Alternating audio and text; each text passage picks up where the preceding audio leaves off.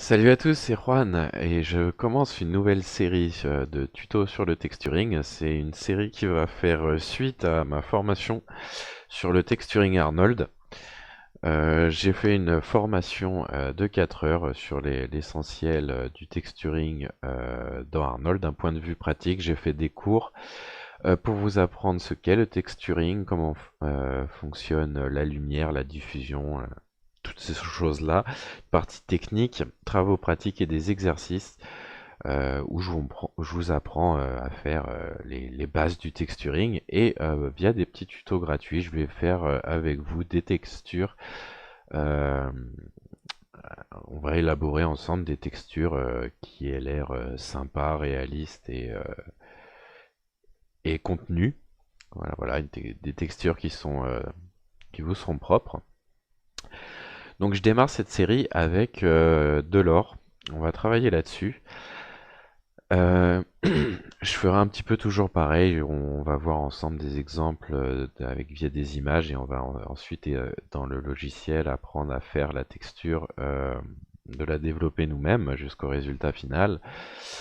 Donc pour le cas de l'or, cette texture je vais l'appeler or consistant. Je trouve intéressant cette texture parce qu'on voit que le métaux a pas uniquement un aspect spéculaire. On sent qu'il y a une certaine consistance, que la matière est très massif et c'est ce qu'on va essayer de retrouver dans notre texture en 3D. Donc on va pas se concentrer sur uniquement quelque chose un matériau très spéculaire de type métallique et lui donner une teinte jaune pour faire de l'or, quoi, de manière basique. On va aussi essayer de lui donner une certaine consistance pour qu'il ait l'air lourd et bien ancré. Et on va essayer aussi d'ajouter tous ces petits détails d'imperfection qui font qu'un matériau est super agréable à regarder, très détaillé. Et lorsque vous le plantez dans votre scène, il prend toute son ampleur via toutes ces petites imperfections. Donc, c'est parti pour notre système. Donc je vais utiliser une shader ball. Donc j'essaierai de vous retrouver le lien.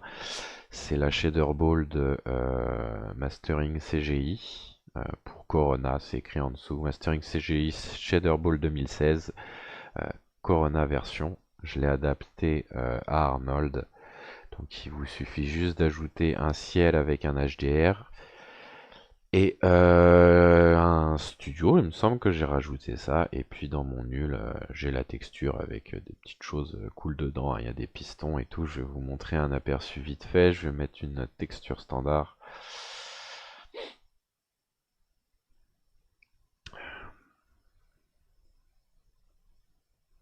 Donc voilà, j'essaierai de vous mettre le lien dans la description pour que vous réutilisiez la même shader ball. Sinon, vous en trouvez une sur internet ou alors vous faites directement vos essais sur une sphère. De toute façon, on le fera ensemble. Et puis, à chaque fois que vous poserez votre texture sur un objet, il faudra bien penser qu'il y aura des valeurs à changer.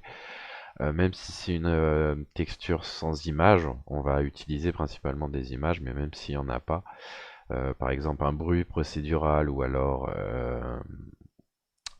du SSS, il faudra toujours, en fonction de votre objet, réadapter certaines valeurs. On ne pourra pas avoir une texture qui va s'appliquer partout pareil sur tous les objets, peu importe la taille de la scène. Donc voilà, la shader ball, il y a des petits pistons et puis le bandeau en dessous. Après, c'est très bling bling, c'est pas très voilà, important, mais j'essaierai de vous trouver le site si vous voulez vraiment la même. Donc, on va partir sur un nouveau matériau, donc un texture standard que je vais glisser dans mon nul et je vais la renommer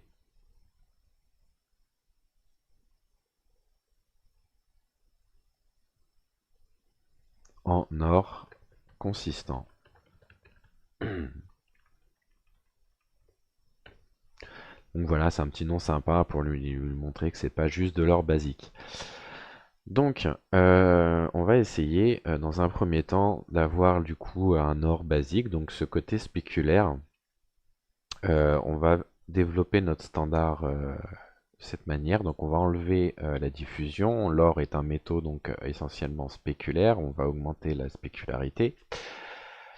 Euh, on peut mettre, cocher, utiliser un Fresnel et cette technique avec la réfraction, cocher Fresnel en utilisant l'IOR et mettre une valeur forte. Dans le cas de l'or, c'est à 2.5 son IOR. Seulement que ça fait un petit peu faible pour Arnold, vu qu'on va... Je sais pas, je trouve que ça... c'est pas vraiment correct.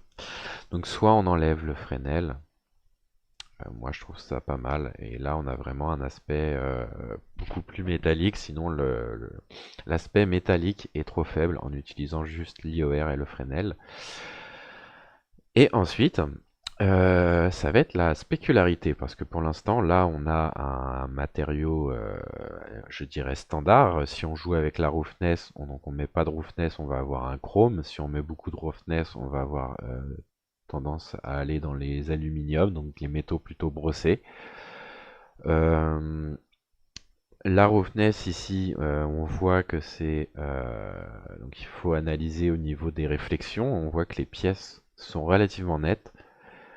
Mais on a une déformation quand même de ces réflexions qui est assez forte, notamment due au bump ici. On voit qu'on a beaucoup de bump, donc notre image est déformée, mais les pièces restent assez nettes. Donc on va avoir peu de roughness dans notre matériau. Je pense qu'aux alentours de 0.3, on a quelque chose d'à peu près cohérent par rapport à ce qu'on voit dans notre image. Et on peut y ajouter un espèce d'effet anisotropique, donc qui va venir modifier en fait, distordre nos réflexions. C'est ce à quoi sert l'anisotropie. Donc on peut l'étirer en l'abaissant, on va mettre 0.35 par exemple. Et on va pas changer la rotation, on va laisser faire comme ceci. Le reste on ne change rien. Ça va être la couleur de spécularité du coup maintenant qui va déterminer que c'est de l'or. Donc j'ai été chercher pour vous un jaune or. Donc il se trouve, parce que j'ai déjà travaillé bien sûr la texture au préalable, j'ai fait quelques tests et tout. Je pense que dans mon ramp RGB, si j'en trouve un quelque part, voilà. Ça va être ça, un jaune or. Donc 50, 83 et 97 au niveau du TSL. Donc si on regarde au niveau du dégradé, il ne nous le montre pas. Donc 50, 83, 97, on va essayer cette valeur. Enfin, c'est cette valeur qu'il faut prendre. 50, 83, 97. Et là, on a un jaune doré, donc typiquement, on a un matériau de type or avec en plus notre petit effet d'anisotropie. Donc on va jeter un coup d'œil sur notre shader ball. Après, je vais pas pouvoir faire beaucoup de rendu pour vous montrer. Ça va prendre du temps, notamment lorsqu'on va développer la texture vers quelque chose de plus compliqué. Mais déjà, on a notre or de base, qui est physiquement correct. Donc je vous mettrai la valeur d'IOR dans l'exscription à 2,5. Et je vous mettrai le 50, 83, 97 pour la couleur jaune or en fait.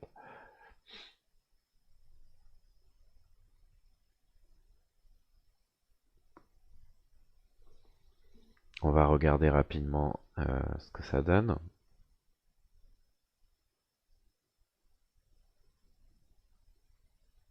Prend énormément de temps. Donc voilà, on a notre or, vous voyez, un doré classique. Donc vous pouvez le ranger dans votre médiathèque si vous le souhaitez, en tant que doré basique.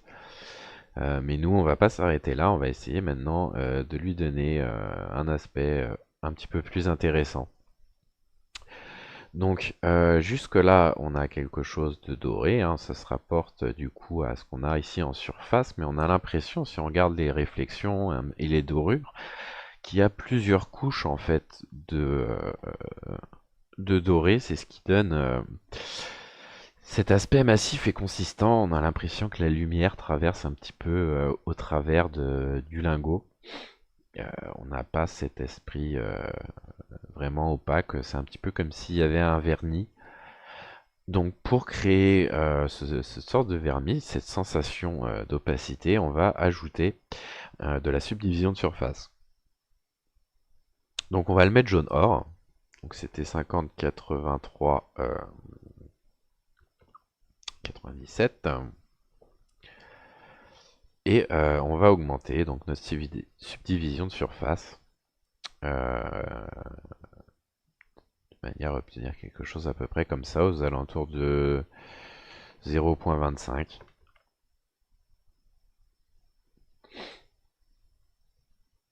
Et là, tout de suite, par rapport à avant, on va avoir quelque chose de plus consistant. Le SSS va avoir tendance à nous faire retourner de la lumière qui va être en plus teintée en doré, donc c'est ce qui va être présent ici. Vous voyez que la lumière vient frapper le lingot et lorsqu'elle retourne vers la pièce, elle est teintée de la couleur or. Je vais essayer de trouver une autre image.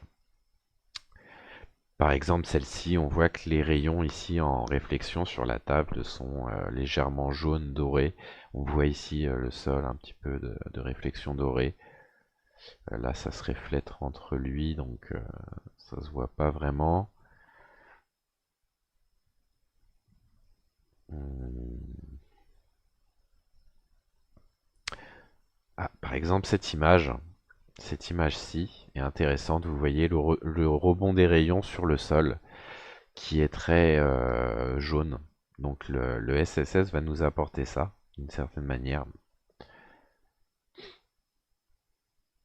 Et voilà, il nous apporte une certaine consistance. On a quelque chose d'un petit peu plus intéressant. Donc il va falloir régler maintenant notre subdivision de surface qui est à 10 cm. Je vais sélectionner une zone pour augmenter le temps de calcul.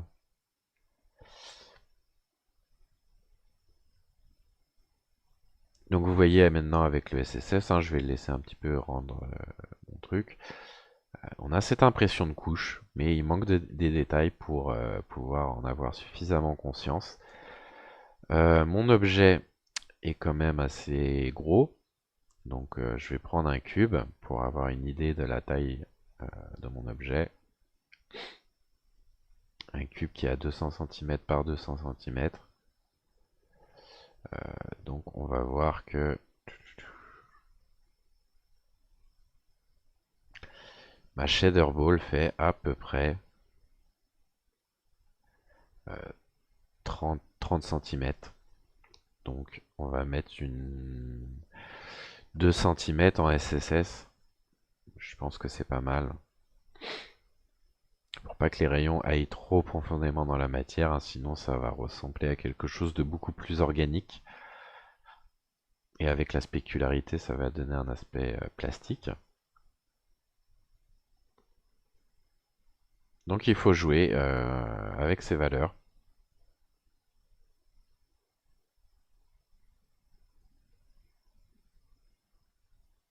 Voilà, là on a un bon aspect, on a quelque chose de cohérent, de centimètres, je trouve ça pas mal. Donc cette valeur-là, il faudra l'adapter en fonction de la taille de votre objet, c'est très important. Et garder un SSS assez proche, la lumière ne pénètre pas beaucoup dans l'or, mais un petit peu, c'est ce qui donne ce côté, ce retour brillant à la matière. Et vous voyez, on a un doré beaucoup plus consistant et agréable à regarder. Maintenant, on va lui apporter quelques petites modifications. Pour l'instant, c'est un doré qui est beaucoup trop uni, un petit peu monotone. Donc, la première chose à faire, ça va être de régler la spécularité. Donc pour ça, je vais prendre un image node et l'idée, ça va être via des textures scratch d'apporter en fait ces hop là, merci, d'apporter ces nuances via des textures comme ça en fait en noir et blanc, des scratchs tout simplement. Vous pouvez en trouver sur internet. Celles-ci proviennent de ma formation complète, donc si vous la procurez, vous aurez ce pack aussi. Euh, du coup, on va voir ensemble, on va essayer de trouver quelque chose d'assez homogène. Je pense que celle-ci, c'est pas mal.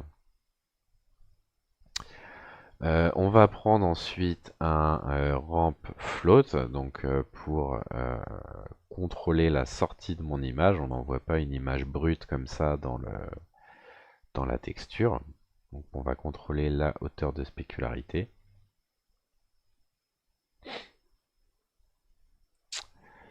Et donc en fait, ce point-là va déterminer les pixels blancs, ce point-là va déterminer les pixels noirs, et en fonction voilà, de l'image, vous aurez 100% ou 0% de spécularité. Donc nous, c'est pas vraiment ce qu'on veut, hein. On veut à peu près 100% de spécularité partout, avec quelques petites nuances. C'est pas bon d'avoir autant de dégradés comme ça. Donc on peut mettre directement le float dans l'IPR, l'image dans l'IPR. On va voir comment comment elle se présente. Donc c'est une technique que je fais beaucoup en général. À chaque fois que j'utilise un node, je viens regarder dans l'IPR l'effet que fait ce node, et ensuite je le reconnecte au reste de la texture.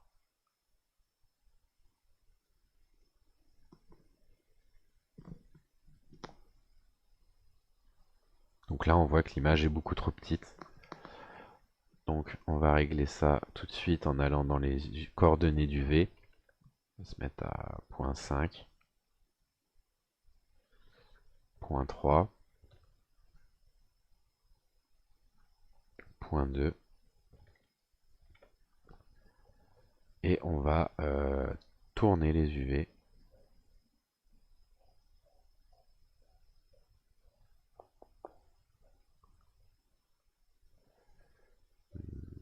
On peut tourner aussi l'offset, hein.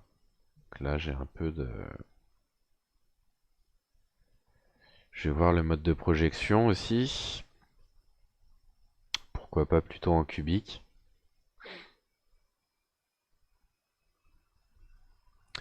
Bon voilà, c'est à peu près bon. Donc maintenant on va voir ce que ça donne avec notre texture maintenant. Donc on va d'abord pas avoir de pixels complètement noirs. Donc je vais ici afficher dans une nouvelle fenêtre la courbe. Et on va créer voilà, des nuances, mais très peu marquées. On augmente aussi la courbe. Bon, elle ne veut pas s'ouvrir, je ne sais pas pourquoi. Et ensuite, avec Alt W et V, on va regarder avec notre image.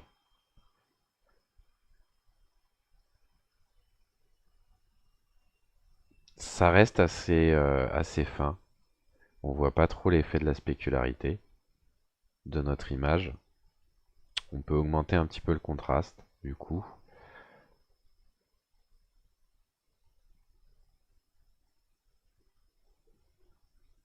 Voilà, je pense que quelque chose comme ça va suffire à apporter du détail. On va pas s'arrêter là, on va chercher une autre texture Scratch. Pour cette fois régler, contrôler notre roughness. Donc je vais prendre quelque chose d'un peu plus contrasté que la dernière fois. Je vais essayer de prendre, disons ça. Je vais prendre aussi un ramp float avec la touche contrôle en le faisant glisser. Et on va contrôler notre roughness. Donc on a dit qu'on avait une roughness qui n'excédait pas hop là, qui n'excédait pas de à peu près, oui, bah cette valeur-là, 3 à peu près, 3, 4, allez. Et on va mettre à 0 pour avoir des réflexions parfaites, un petit peu moins que 0, histoire de, voilà, 0.056, c'est histoire de chignoler. Et donc on va contrôler notre roughness comme ça.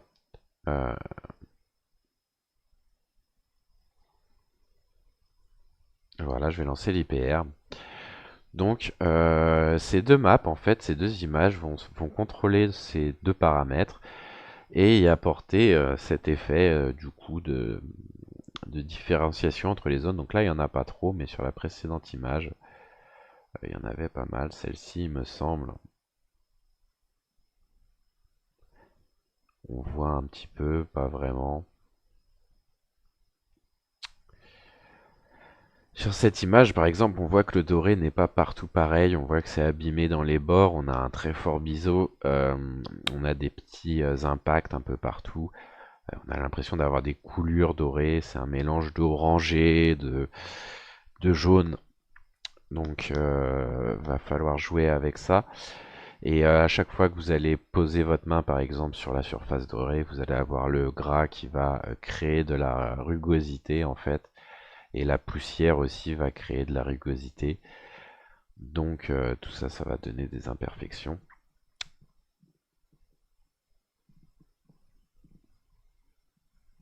Donc je vais enlever le SSS pour l'instant pour que ça aille un petit peu plus vite à calculer. On y reviendra après. Et on va bouger un petit peu notre roughness. Je trouve qu'elle est... du coup, l'objet est très donc réfléchissant. Nous, c'est pas vraiment ce qu'on voulait. On a envie qu'il y ait une certaine... un certain flou dans nos réflexions. Donc pour ça, il faut augmenter la roughness. Et on va l'augmenter ici aussi.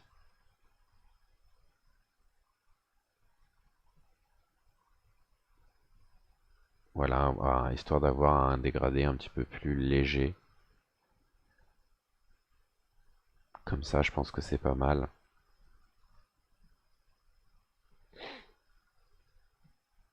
On peut l'augmenter encore un peu. Enfin, le diminuer, pardon. Voilà, donc maintenant,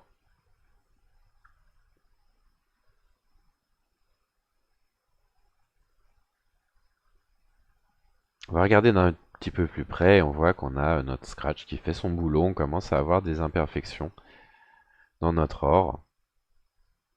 On a des petits traits ici, on a des zones un petit peu plus riches en roughness, d'autres zones un petit peu plus spéculaires. Ce qui apporte ces jolies nuances. Donc ensuite, ce qu'on va faire pour améliorer un petit peu tout ça, on va rapporter des nuances maintenant dans notre couleur de, de spécularité. Donc on va prendre une nouvelle image, hein, on fait beaucoup à partir d'images.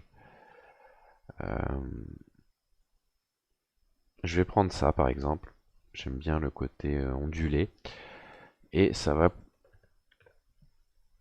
pouvoir contrôler grâce à ça notre couleur. Donc on va mettre l'image en input du RGB et on va reprendre ici notre couleur d'or qui était une couleur initialement à 50, 83, 97 il me semble. Et ici, on va revenir, donc on va baisser un petit peu notre quantité de noir. On va rendre notre image un petit peu plus noire et on va baisser aussi un petit peu le niveau de couleur. Et on va tendre aussi, on va bouger le chroma pour mettre quelque chose d'un petit peu plus orangé. Comme ceci, on va tirer le jaune un petit peu aussi pour voilà, qu'il soit majoritairement jaune. On va regarder ce que ça donne. C'est peut-être un petit peu fort.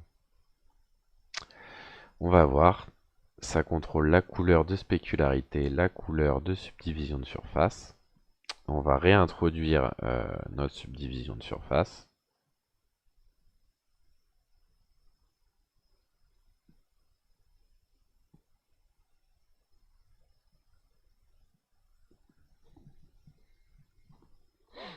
Et on va voir ce que ça donne dans notre IPR. Donc je laisse la subdivision de surface homogène. Vous pouvez mettre une image si vous le souhaitez. Moi je vais la laisser comme ça.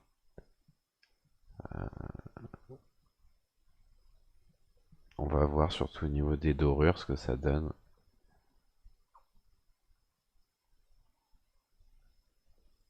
Là on a quelque chose d'intéressant. On a des reflets jaunes, on a des reflets orangés. avec pas mal de nuances, hein. Je sais que c'est des détails qui paraissent un petit peu anodins comme ça, on est vraiment sur du détail, mais c'est ce qui fait que votre texture fera la différence avec une autre texture.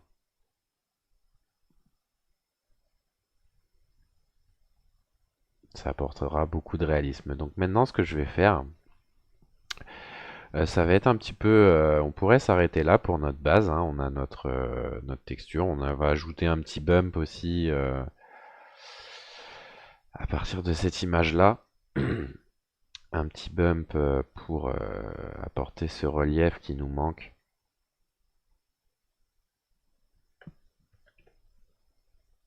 Ça va apporter beaucoup de détails aussi, donc très important de mettre un bump. Je le mets quasiment à chaque fois dans mes textures. Même s'il est très léger, là je vais le mettre à 0.2, donc vraiment très très léger. Même pas point 15. Mais ça va être important d'apporter ce détail-là. Une bump map, c'est quasiment indispensable. Moi, j'en mets dans toutes mes textures, ça apporte énormément de détails. Mais grosso modo, là, on a notre texture de base. Voilà, un or assez comme ça, assez convaincant. Après, ça dépendra sur quel objet vous le mettez. Pour y apporter un truc un petit peu plus détaillé, un peu plus joli, là, on va plus tabler dans le motion. On va faire une petite astuce que je vais vous montrer. Je vais tout dupliquer. Donc là, je reduplique ma texture. Je vais éloigner un petit peu le bump pour me faire de la place. Et je vais lier mes deux textures via un layer color. Donc, je vais mettre ma première texture en layer 1 et ma deuxième, je vais la mettre en layer 2. Et c'est vraiment celle-ci que je vais travailler maintenant. Donc on va un petit peu plus loin que le tuto initialement prévu. Hop là, je vais mettre ça dans l'IPR, donc ma deuxième texture. Les images, je vais les laisser. Ce que je vais changer, c'est au niveau de mon anisotropie. Je vais changer l'anisotropie. Je vais la mettre plutôt horizontale, comme ceci. Et je vais changer la couleur en fait de hop là, le ramp RGB. Je vais mettre quelque chose qui tend vers les verts, histoire d'avoir des reflets verts et vraiment essayer de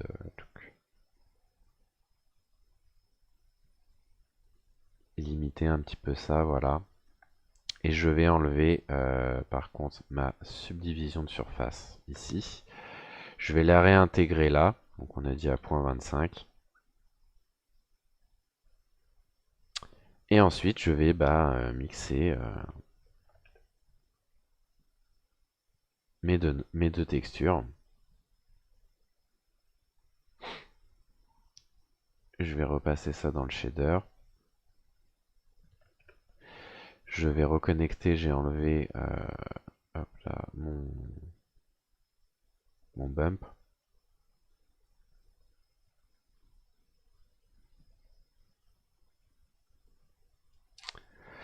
Voilà. Et on va connecter, donc mettre en place notre deuxième texture, donc la texture verte, et on va la mixer via un multiply. Après on peut essayer différents modes. Le lighten, je pense, ça peut être pas mal. Le lighten c'est pas mal. Baisser un petit peu son intensité pour la rendre plus discrète. Je pense qu'on peut accentuer aussi au niveau du vert, hein, rien que sur la preview, là, on peut insister un petit peu plus sur les teintes vertes.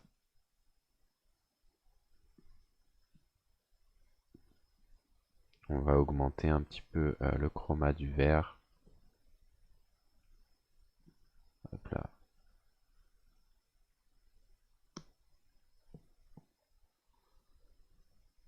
Et voilà, et du coup, vous voyez ma spécularité, en fait, j'ai ma première spécularité qui est horizontale avec l'anisotropie, j'ai une deuxième spécularité qui est verticale avec une anisotropie plutôt verte. Ce qui aura pour effet, donc là je vais laisser tourner un petit peu l'IPR pour vous montrer la texture finale, hein, là on a fini. Ça aura un effet de donner des réflexions légèrement orangées en verticalité et en horizontalité des réflexions légèrement vertes. C'est ce qu'on retrouve sur l'or, notamment l'or brut et l'or oxydé. Voilà, je vais vous montrer le résultat final. J'ai baissé le bump à 0.01 puisqu'il était assez prononcé, hein. Là, il est encore un petit peu trop prononcé peut-être. En tout cas, bon, ça reste assez cool. Si vous voulez un aspect un petit peu plus métallique, il faudra baisser la roughness. Donc la courbe, vous sélectionnez les deux points et vous baissez. Moi, je vous fournirai cette texture telle quelle avec les différentes assets qui m'ont permis de la mettre au point. Euh, voilà, sinon sur le résultat global, ben, on voit qu'on a une texture vraiment très détaillée. On a ces jolies nuances de vert. Ici, on a un dégradé de vert dans les jaunes qui est assez joli. Là, on a des taches vertes, on a des taches jaunes, on a des taches aussi orangées. On voit que les deux textures se mixent bien. Ici, sur des formes un petit peu plus complexes, on voit très nettement le côté doré, le côté opaque, massif, hein. Le SSS fait bien son travail. On a l'impression ici, si on regarde vers le bord, qu'on n'a pas quelque chose de parfaitement plat. Ça a une certaine dimension. Et voilà, c'est consistant. C'est un or qui réagit, je trouve, bien et qui a des réflexions, des légers dégradés de vert un petit peu partout, d'orangé et une majorité de jaune qui prédomine. Et, euh, et voilà, tous ces petits flares dans les réflexions qui rend le matériau vraiment très joli à regarder. Et avec un mouvement de caméra et au même mieux un mouvement de lumière, on a quelque chose de plutôt propre et d'assez joli. Donc voilà, je vous laisserai avec cette texture et on se retrouve plus tard pour une prochaine texture. Et merci de m'avoir suivi et à la prochaine. Ciao.